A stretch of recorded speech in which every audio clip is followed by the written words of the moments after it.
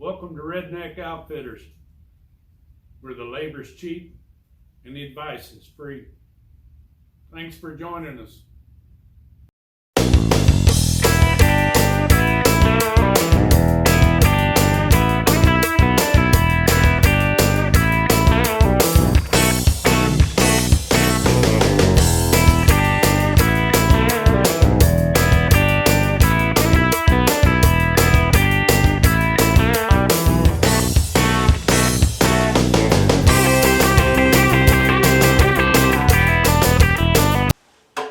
Hey everybody, welcome to Redneck Outfitters 1.